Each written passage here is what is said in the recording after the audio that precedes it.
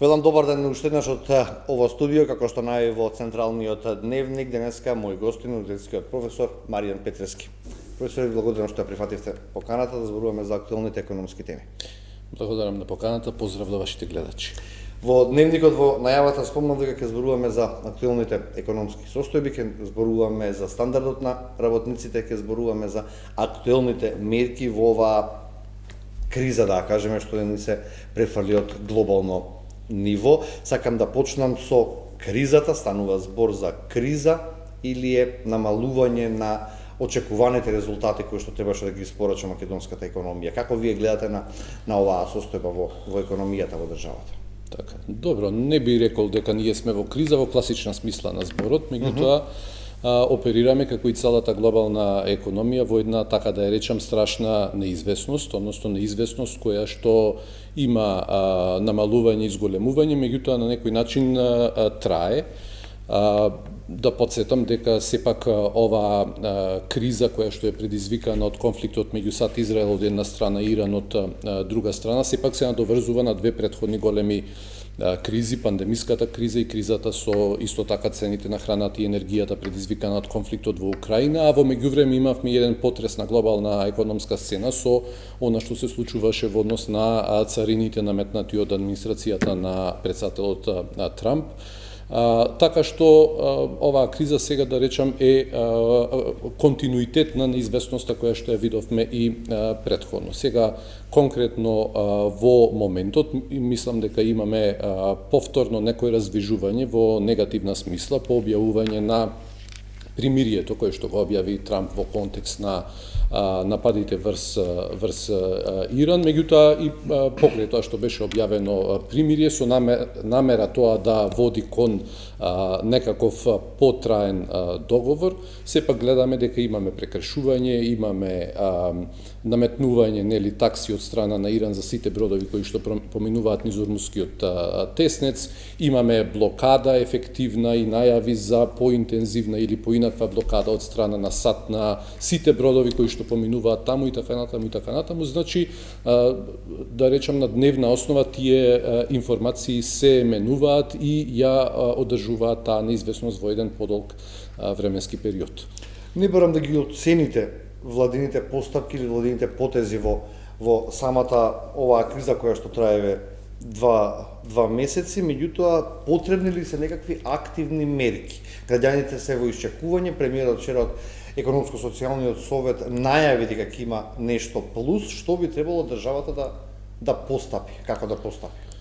Она што досега како мерка го видовме беше намалувањето на данокот на додадена вредност за нафтените деривати и намалувањето на акцизата, кое што е вградено како механизам во законот за акцизи и одредени попусти кои што ги дадоа нафтените компании, и мојата оценка која што и досега имам изнесено е дека тоа како прв одговор за кризата беше соодветно, и ако комуникацијата во поглед на тоа што владата намерава да прави беше задоцнета, но како првична мерка или сет од мерки кои што има за цел да ги смират очекувањата во поглед на цените, мислам дека беа соодветни, затоа што знаете, каналот, директниот канал е дека цената на нафтата и нафтените деривати директно се пренесува тука и потоа почнува преку транспортните трошоци, па евентуално преку останатите цени во економијата, и тука се генерира, да кажам, очекување и некоја форма на панично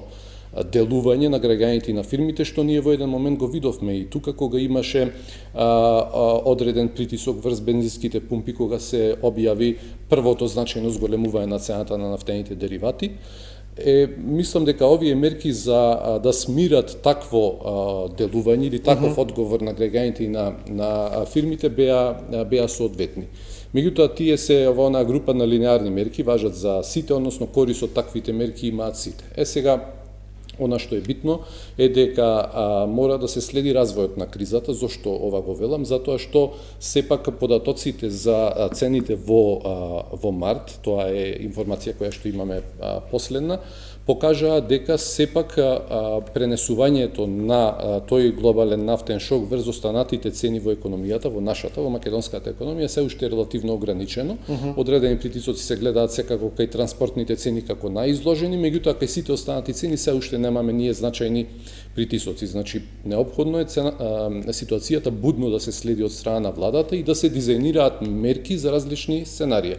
Што ќе се преземе во која ситуација во смисла на обемот во кој што шокот ќе се евентуално трансмитира врз останатите цени. Второ што е сврзано со оваа што е важно е дека кога ќе видиме позначајно, ако видиме се разбира прелевање на шокот врз останатите цени во економијата, какви мерки се потребни. Мислам дека постои сега, како што следам, генерален консензус меѓу економистите дека неопходни се таргетирани мерки. Тоа значи дека од тие мерки ќе бидат насочени и ќе искористат оние кои што се најпогодени. Тоа се претпоставувам, на пример, нискодоходовни домакинства или ако гледаме кај фирмите, тоа се фирми каде што уделот на енергетските трошоци во вкупните трошоци е голем и така натаму. Зошто е тоа важно? Затоа што во контекст на претходните кризи кои што ги спомнав претходно, ние значајно го искористивме фискалниот простор. Еден индикатор е, на пример, јавниот долг во однос на бруто домашниот производ, тој оперира на психолошката граница од околу 60%. Пред пандемијата, така. Веќе и надминат 60%. Веројатно во првиот квартал и ќе надмине. Сега видете, тоа има одредена динамика која што зависи и од отплатите. Во меѓувреме се отплаќа нешто од стариот долг, но во последниве неколку квартали тој оперира околу 60%. А пред пандемијата тој изнесуваше околу 46. Значи ние со две големи кризи, пандемиската и кризата предизвикана од конфликтот во Украина, ние сме потрошиле скоро 15% од бруто домашниот производ. Не ни е потребен. Апсолутно, нешто не ни е потребен, не е возможен. Не е возможен. Затоа што велам, колку и да е границата од 60% и некаква психолошка граница, односно вие де факто можете да одите и над тоа и се уште да бидете во соодветна кондиција, сепак ризикот економски, така да кажам, вкупно се зголемува и затоа е потребна особена внимателност. Значи, фискален простор за великодушни мерки нема и вака како што следам и од владините представници, мислам дека тоа е на некој начин абсолвирано и дека доколку посериозно се трансмитира кризата врз цените во економијата, дека реакцијата ќе оди преку таргетирани мерки кои што реков ќе ги адресираат оние на кои што таква помош им е најпотребна. Значи замрзнување на цени или ограничување на маржи, тоа да не се очекува, бидејќи тоа се тие мерки кои што го набилда јавниот долг, така или? Значи, замрзнувањето и ставот на поголемиот дел од економистите е дека треба да се зачува пазарната економија, пазарот да ги одредува цените, а не да се влие со државна интервенција врз крајните цени. Тоа секако се линеарни мерки, односно нив користат сите, и оние на кои што помош им е потребна, и оние на кои што не им е потребна. И на прв поглед тоа изгледа фино, меѓутоа ако погледнете од другата страна се разбира дека фискалниот ефект од тоа може да биде несоодветен на ситуацијата во која што економијата се наоѓа сега. Меѓутоа има еден друг момент во однос на замрзнувањето. Сега ние имаме одреден историјат на замрзнување, нели во можеби веќе десетина наврати во претходниве 2-3 години имаме замрзнување на маржите и на цените и направивме една анализа која што покажа дека на вистина кога ќе ги замрзнете маржите или цените, вие постигнувате одреден ефект, значи превенирате некое зголемување на цените и влијање врз вкупната инфлација, меѓутоа тој ефект во целост се анулира тогаш кога мерката престанува да функционира. И сега повторно се враќаме на нивото на цени кое што ќе постоело и ако мерката ја немала, а во меѓувреме креираме инфлацијски очекувања помеѓу граѓаните. И во таа смисла мислам дека таа мерка не функционира.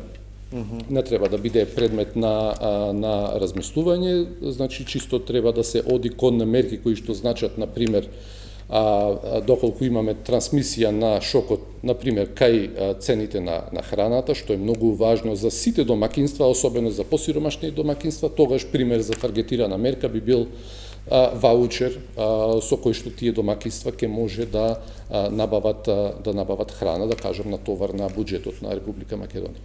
Во опасност е доведен бруто домашниот производ од ваквата криза? Видите, како што реков, значи ние и целиот свет во моментот оперира во неизвестност, неизвестност која што се разбира е проследена со зголемени цени во делот на енергентите, транспортните трошоци, голем ризик тоа да се трансмитира врз останатите цени ако таа неизвестност не се намали во следниот период, односно идеално би било ако дојде до склучување на траен договор и ако целата ситуација се разреши на таков начин. Меѓутоа има неизвестност околу тоа, трае. Така што во ситуација на неизвестност се разбира дека големите одлуки се одложуваат и од страна на граѓаните во поглед на нивното трошење и од страна на компаниите, значи инвестицијскиот сентимент е нарушен и преку тој канал и преку каналот на нарушената трговија и во поглед на трошоците за изведување на трговијата, транспортните трошоци, во поглед на генерално нарушените синџири на снабдување, која што е тема која што постои од претходните кризи, мислам дека растот се разбира има, како да кажам, надолен ризик, односно сериозна можност да остварувањето на растот и глобално, но и во домашната економија биде под оние првични проекции. Дури мислам дека Меѓународниот монетарен фонд веќе изврши надолна ревизија на глобалната стапка за растот. Тука во Македонија претпоставувам дека во следниот период, кога релевантните институции ќе публикуваат проекции за бруто домашниот производ за 26-та, ќе видиме која ќе биде нивната проекција, но претпоставувам дека онаа бројка од 3,5% проектиран расти од Народната банка и од Министерството за финансии, тие проекции беа блиску.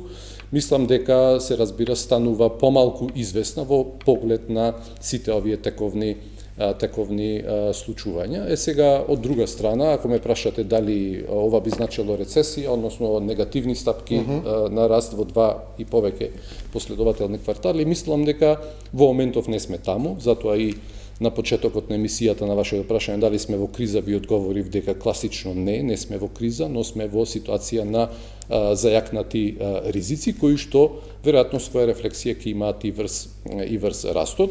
Сега тоа, ако го земеме во контекст на ризикот дека инфлацијата ќе биде повисока, веројатно, од оние првични проекции кои што се движеа меѓу 2,5 и 3% за 26-та, значи сега веројатно годината ќе се заврши над тоа, со можност да биде значајно над тоа, ако конфликтот трае и се интензивира, тогаш ние доаѓаме до една ситуација на интензивирана инфлација со надолни притисоци врз растот и тоа економистите го викаме ситуација на стагфлација, односно една стагнација проследена со растечки цени. Да, над 3.500 денари за 3 месеци зголемени трошоци на граѓаните за набавка само на храна.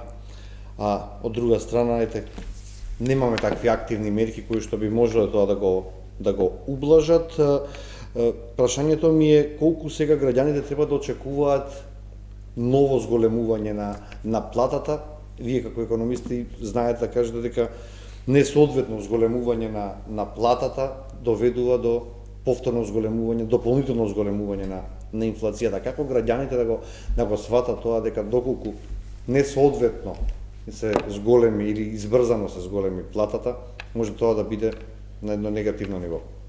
Добро, да се вратам накратко кај цените, кај податоците за цените во текот на март. Тие покажаа месечен раст од 0,7, значи месечен значи од март споредено со февруари, и годишен раст, значи споредено март 26 со март 25 од 4,9%, и сега навидумува еден голем, да кажеме раст. Меѓутоа мора да погледнеме што се случувало лани во март, за да може да разбереме од каде сега ние добиваме 4,9 на вкупната инфлација и 7,6 месечини во делот на цените на храната. Сега лани во истиот период во сила беше замрзнување на цените во контекст на великденската и рамазанската кошница. Што значи дека основата за споредба во март беше многу ниска, како резултат на што ние добиваме една разлика која што се кумулирала од ланскиот март до годинешниот март. Така што ако тоа го изземеме, реков дека во текот на податоците во податоците од март ние не забележуваме прелевање кај храната, односно она што вие го цитирате како пораст на цените на храната, тоа е се она што било кумулатив во текот на годината. За да видиме прелевање, сега ние во априлските податоци кои ќе излезат во првата половина на мај, ќе треба да видиме што се случувало на релација помеѓу мај со април. Март со април во однос на април, овој април сега во однос на март 26 година, и тука ќе може да процениме сега веќе дали имаме трансмисија на шокот. Проценките се дека позначено ќе почне да се чувствува кај останатите цени тек во јуни месец, и сега дали тоа понатаму ќе се интензивира и пикот ќе дојде во декември или ќе се заврши со некаков пик во текот на јуни, зависи повторно од траењето и разрешницата евентуална на оваа криза. Меѓутоа, реков, вкупно се движиме кон сценарио кое што значи некоја повисока стапка на инфлација од првичните проекции, меѓутоа не и драматично повисока. Сега тука да бидам начисто дека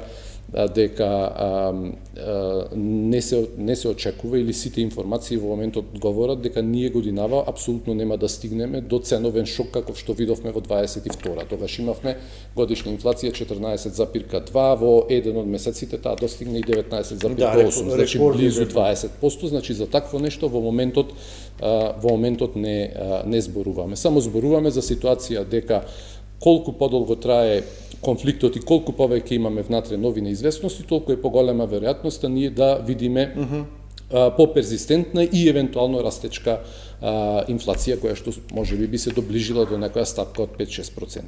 Што правиме со платите? Како платите да бидат повисоки и стандардот на граѓаните да биде подобар? Добро, видете се, во однос на платите мислам дека има многу информации од кои што дел и се неточни. Еве вчера излезе податок за платите месечини февруарски. Просечните, така. Так, просечната плата во февруари, и таа има раст од 7,6% номинален раст. Ако ја земеме инфлацијата дека е околу 3% во моментов, доаѓаме до реален раст од 4,5%. Што значи дека ако гледате според просечната плата, која што си има, се разбира, своји мани, држат аргументите дека голем дел од населението не достига до просечна плата и така натаму. Сепак со сите тие своји мани, таа покажува дека во моментов го задржува животниот стандард, односно реален раст има, позитивен реален раст од 4,5%, и во тој поглед мислам дека јавната дебата мора да се раководи од она што представува официјална статистика. Не можеме сега да кажеме, да зборуваме дека се намалил животниот стандард, ако гледаме дека таа имаме позитивен реален раст. Дали тоа е доволен? Не е доволен. Мислам, апсолутно. Но раст кој што произлегува од интервентни мерки во смисла на законски наметнати мерки и мерки кои што ќе значат буџетска поддршка, на крајот, односно на некој среден рок, ќе не доведе само до повисоки цени. Тоа се согласувам со она што вие го рековте, дека можеби е тешко да се објасни за пошироката публика, за луѓе кои што не се економисти. Меѓутоа, знаете, во економијата ние создаваме одреден колач, одредена вредност која што ја делиме помеѓу работниците и помеѓу собствениците на капиталот. Ако таа вредност не расте, а вие инсистирате да добиете повеќе, тогаш ако нема од каде да добиете, тогаш тоа ќе влијае само на цените. Дури и оној аргумент дека треба да оди тоа на сметка на профитите на компаниите, само делумно држи, затоа што однесувањето на компаниите може на одреден начин да го моделирате, меѓутоа не можете да го моделирате во целост, односно анализите покажуваат дека сите притисоци кои што доаѓаат кај компаниите во смисла на цените на импутите, тие не ги абсорбираат преку своите вишоци, односно преку своите профити, туку најчесто ги пренесуваат на крајните цени. И тоа е тој магепсан круг, дека вие ќе ги зголемите трошоците по сила на закон на минимална плата, ама тоа не е натовар на профитот на фирмата, туку ја зголемува излезната цена, а излезната цена повторно ја плаќаат граѓаните. Ние таа ситуација ја видовме во претходниот период, повторно тоа не е лесно видливо за обичните граѓани, меѓутоа макроекономските анализи покажуваат дека ние пред да се случи ова со Иран, забележувавме перзистентност, ја викаме, упорност на инфлацијата. Таа се одржуваше во некој распон од 3,5 до 4%, а ние викаме, сакаме да нема инфлација, односно таа да биде под 2%, бидејќи тоа е инфлацијата која што ние не ја чувствуваме. Но до тоа не можевме да дојдеме затоа што во економијата имаше зголемен реален доход. Значи, не зборувам само за номинален доход, туку за доход кој што е коригиран за влијанието на зголемувањето на цените и тој вршеше притисок врз цените, од тука произлегуваше таа упорност или перзистентност на инфлацијата. Од макроекономска перспектива на такво нешто мора да се внимава, затоа што опасноста од влегување во така наречена инфлацијска спирала зголемуваат плати, но тоа води до повисоки цени, па тоа води до повисоки плати и така во магепсан круг, во таков случај станува многу реално. Значи, мислам дека е потребна еден попрудентен поглед врз работите, инаку, видите, нема дилема, нема човек што ќе ви каже дека не треба се зголемуваат платите. Јас сакам мојата плата да расте, сакам да биде од сегашната пута 3, меѓутоа тоа не е можно да се постигне без поголема продуктивност, која што понатаму е сврзана со образованието, со вештините, со напорот кој што го вложуваат и така натаму и така натаму. Продуцираш. Има ли механизам, начин како граѓаните можат сами да се заштитат од вакви шокови? Видете, се разбира дека е тешко да се заштитите од шоковите и мислам дека од шок како што е овој, кој што е шок од страната на понудата, односно растат цените поради во случајов глобални нарушувања, се зафатени сите домакинства.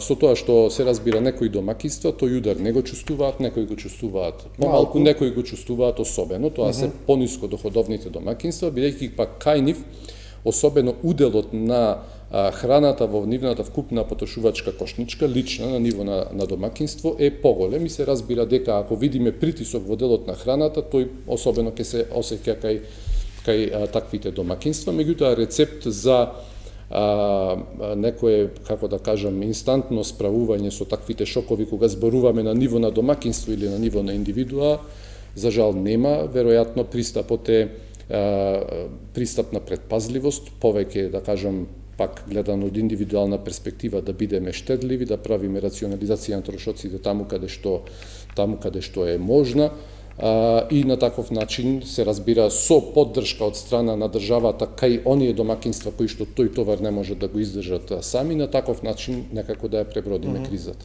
Колку според вас компаниите, особено малите и средни предпријатија, чувствуваат негативни последици во работењето сега во овој период? Мислам дека главниот притисок кај компаниите, слично како и кај граѓаните, ако дојде, ќе дојде подоцна. Мислам дека одредени притисоци се разбира тие чувствуваат, главно кај оние кои што фирми кои што имаат значаен удел на енергентите во нивната вкупна трошочна структура, и предпоставувам кај оној сегмент од компаниите, ги спомнавте вие малите и средните предпријатија, кои што немаат доволно финансиски бафери, ги викаме, односно доволно акумулација од претходен период, за да може сега да се справат на адекватен начин. Предпоставувам дека такви има многу, повторно, заради фактот дека компаниите се справуваа со претходни два шока од пандемијата и од сличната криза на оваа поради конфликтот во Украина, така што предпоставувам дека голем дел од компаниите ќе се соочат со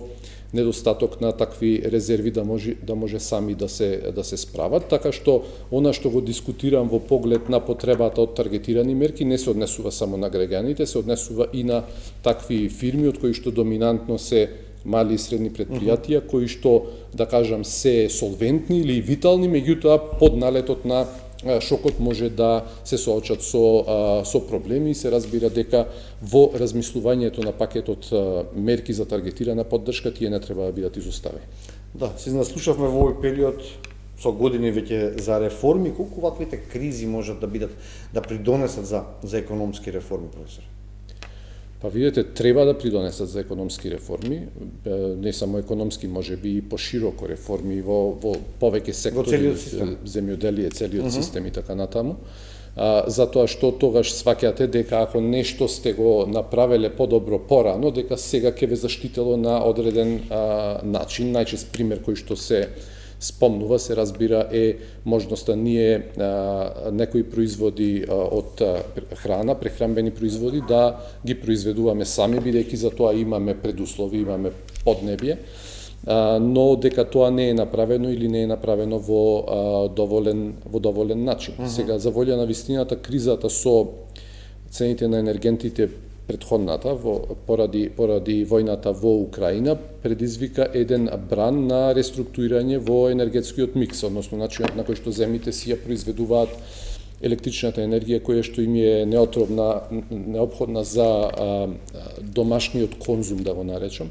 И тука видовме една тенденција на засилени инвестиции во обновливи извори на енергија, што пак е и во линија со оние цели за енергетска транзиција од нечиста кон чиста енергија. Тука мислам дека Македонија направи одредени чекори кои што не се доволни, меѓутоа сега имаме поголем удел на тие обновливи извори на енергија, особено во делот на фотоволтаиците и делумно кај ветерните електрани, што се разбира треба да ја направи на среден рок земјата поотпорна на кризи во делот на енергентите. Во делот на нафтата не можеме многу да направиме. Си ја продадовме рафинеријата, сега немаме што да бараме таму. Да, не само тоа, него ние немаме наоѓалишта на нафта, така што тоа мора да го купуваме од тие што такво нешто имаат. Во делот на храната реков дека не правиме доволно напори, особено преку системот на субвенции во земјоделието, за кој што постојано повикуваме дека е потребна посериозна реформа, ориентација кон аутпутите, значи што таа субвенција ни дава како аутпут, а не само да финансираме единица за сејана површина, например, што е дел од овие реформи кои што ги спомнувате, а кои што се и предмет дел од реформската агенда. Сега, споредено со претходно, може би постои благо позитивно поместување во делот на, да речем, кредибилноста на политиките, која се, например, во поглед на монетарната политика, мислам дека таа е соодветно поставена на тековниот момент. Монетарната рамка е мощна, кредибилна, ги испорачува резултатите за кои е воспоставена. Одреден простор за подобро управување со фискалната политика секако постои, меѓутоа таму постоеше одредена фискална консолидација, пак е речам, можеби недоволна, можеби поблага од она што се очекуваше помеѓу економистите, меѓутоа тенденцијата што ја видовме во претходните години е тенденција на постепена фискална консолидација и ја оценувам, да кажеме, како коректна, така што во одредени точки од градењето на таа, да кажам, отпорност на системот, ние некакви напори правиме, не треба секогаш да се критикуваме сами себе како земја, не само како влада, туку и како граѓани, како бизнис заедница, дека нешто правиме на најлош можен начин. Не, одредени напори на одредени точки се прават, меѓутоа некогаш недостасува темпо, интензитет во делот на реформите, например, што се дел од реформската агенда. Лично мислам дека насоката е окей, меѓутоа интензитет апсолутно таму недостасува. И се разбира сето тоа да го гледаме како систем на земјава и недостасува еден вкупен систем на управување со сите процеси. Темава е многу широка, ќе ни требаат уште 2 емисии за да објасниме убаво кои се проблемите и предизвиците со кои се соочува македонската економија, меѓутоа тука времето некаде ни заврши. Професор, ви благодарам што прифативте уште наш поканата и што одговоривте на најголем дел од прашањата што ги имав подготвено. Благодарам на поканата, ќе продолжиме дискусија да се разбира во друга прилика. Благодарам на довербата со која што не следите, останете со програмата на телевизија 24, од мене пријатно.